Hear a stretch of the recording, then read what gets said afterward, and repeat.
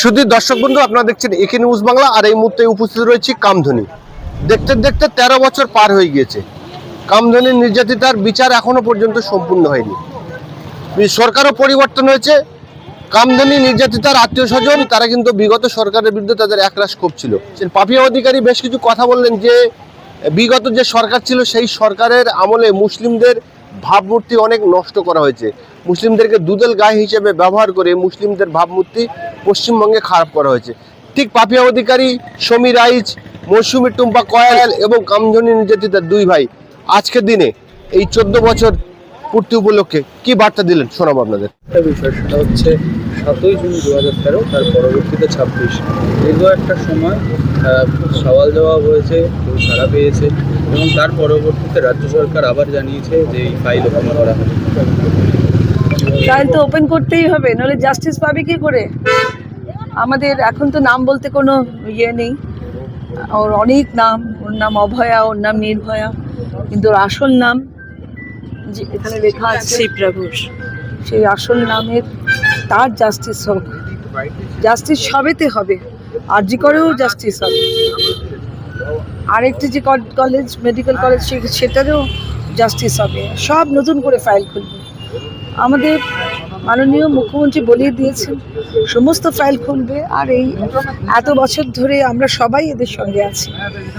বন্ধুরা যে এইরকম লড়াই চালাতে পারে, বন্ধুরাই পারে, তো আমরাও ওদের সাথে লড়াই করতে করতে ওদের বন্ধু হয়ে গেছি। তো ওদের বন্ধু হয়ে বলছি, আবার ফাইল ওপেন হবে, আবার জাস্টিসের জন্য এরা সবাই লড়াই করবে এবং জাস্টিস পাবে। জাস্টিস এবার হবে। সব কিছু 33 বার না 34 বার পিপি পাল্টেছে, পাবলিক প্রসিকিউটর পাল্টেছে। কিসের জন্য? ওই যে 9-10 জন দুষ্কৃতী ছিল, তার মধ্যে একজন মারা গেছে, বেশিরভাগ মুসলমান ছিলেন। তো মুসলমান ভোট ব্যাংকের জন্য তাদেরকে এইভাবে, আমি ভাবতে পারি না যে মুসলমান ভোট ব্যাংক বাঁচিয়ে রাখার জন্য এইভাবে অপরাধীদের আড়াল করেছেন। এই কেমন সরকার? আর তো অন্য কোনো কারণ থাকতে পারে না। আর মুসলমানরা এরকম নয়, কিন্তু মানে তাদেরকে এইভাবে বাঁচানোর কোনো প্রয়োজন নেই। অনেক প্রকৃত মুসলমান আছে যারা ধিক্কার জানিয়েছে, তারা সবাই আমাদের এই দেশের নাগরিক। আমরা শুধু একটাই কথা বলবো, ধিক্কার, এবং জাস্টিস আমরা পাবো। বিগত সরকারের আমলে কি মুসলমানদের ভাবমূর্তি নষ্ট হয়েছে বলে মনে করেন? প্রচণ্ড ভাবমূর্তি নষ্ট হয়েছে। আরে আমরা তো কোনোদিন মুসলমানদের ওইভাবে আলাদা করে দেখিনি। ইনি এসে হঠাৎ এই 15 বছরে পাগল করে দিলেন কি নাকি তারা অনেক বেশি, তাদের ভোট ব্যাংক ওই 30%, তারা তো বুক ঠুকে সব বলতেই শুরু করে দিলেন আমরা অনেক, এক একটা জায়গায় আমরা 70% ওদেরকে কেটে কোথায় ফেলে দেবে। কেন এরকম কেন করবে? কই এখন তো এই সমস্ত কোনো কিচ্ছু নেই। কি সুন্দর, আমরা 1 মাস হলো আমাদের সরকার চলেছে, কোনো রকম হিন্দু মুসলমানের কোনো কথাই শোনা যাচ্ছে না। আবার তারা একরকম হয়ে আছে কেন? এইবার জাস্টিসটা যখন পাওয়া যাবে, কামধুনি ফাইল খুলবে, অভয়ার ফাইল খুলবে, তামান্নার ফাইলটা কি খুলবে? নিশ্চয়ই তামান্নার ফাইল খুলবে। তামান্নার ফাইল খুলবে। ওই রকম করে একটা বাচ্চা, একদম শিশু, তাকে উড়িয়ে দিল একদম বিস্ফোরণে। এরকম হতে পারে? সব কটা ফাইল খুলবে, সবাই জাস্টিস পাবে। অভয়ের মাকে ভোট দিল, বিধায়ক করলো, আইনসভার সদস্য করলো। তামান্নার মাও কিন্তু আইনসভার সদস্য হতে চেয়েছিল, তাকে ভোট দিল না। তামান্নার মায়ের উদ্দেশ্যে কি বার্তা দিল? ভুল জায়গায় থাকলে তো হবেই, উনি তো ভুল দল। যাই হোক, সেসব আমি আর বলবো না এখন। এটা এই শোকের জায়গা, শোকের পরিবেশ, ওসব আমি আর ওই নিয়ে আমাকে আর প্রশ্ন করবেন না দয়া করে। দেখো, এটা দীর্ঘদিন তো বটেই, 2013 সম্ভবত, আমি যদি ভুল না করি। তৎকালীন সরকার যে পদক্ষেপগুলো নিচ্ছিল পুলিশ প্রশাসন দিয়ে, আমরা বুঝতেই পেরেছিলাম যে দুধেল গাইদের যারা মেইন অ্যাকিউজড, ওদেরকে বাঁচানোর চেষ্টা হচ্ছে। দিনের পর দিন আমরা বলে এসেছি এবং আলটিমেটলি তাই হলো। নামকা ওয়াস্তে একটা পানিশমেন্ট হয়েছিল, তারপরে তো ফাঁসির আসামি অবধি বেকসুর খালাস হয়ে গেল, এবং তৎকালীন সরকার যে বাড়ির উপরে এই অত্যাচারটা হয়েছিল তাদের কোনো রকম সিকিউরিটি না দিয়ে যারা দোষী সাব্যস্ত হয়েছিল প্রাথমিক পর্যবেক্ষণে তাদেরকে সিকিউরিটি দিল। তো আমরা অন্তত আমাদের প্রত্যেকেই আমরা এখনও এবং দিনের পর দিন বছরের পর বছর এতগুলো বছর আমরা পরবর্তী সরকারের কাছেও আবেদন রাখছি যে এটাকে আবার পুনর্বিবেচনা করা হোক এবং প্রকৃত দোষী যারা তাদের কঠোর থেকে কঠোরতম শাস্তি দেওয়া হোক।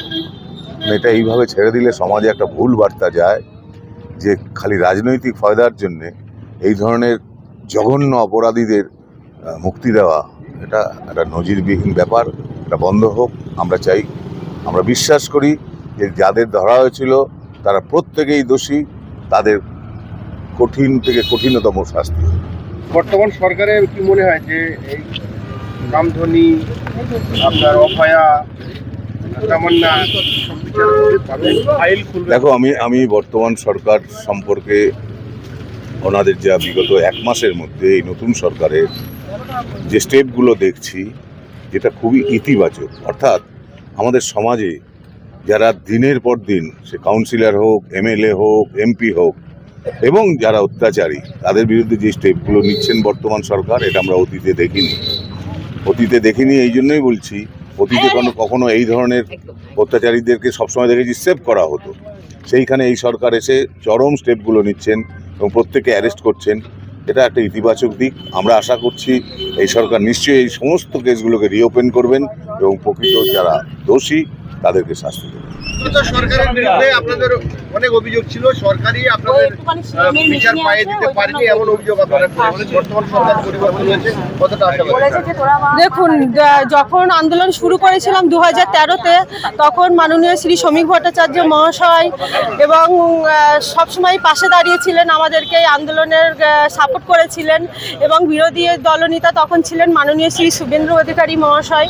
তো তখন বিরোধী দলনেতা থাকাকালীন আমাদেরকে সাহায্য করেছেন, আমাদের পাশে দাঁড়িয়েছেন, আমাদেরকে সুপ্রিম কোর্টে নিয়ে যাওয়ার জন্য বিভিন্নভাবে সাহায্য করেছেন এবং আমাদের উকিলও দিয়েছেন।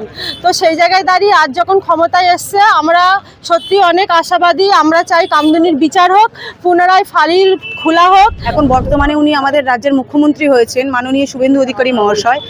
ওনার সেই দুটি হাত ধরে আমরা কিন্তু সুপ্রিম কোর্টে গেছিলাম, মামলাটা করেছিলাম।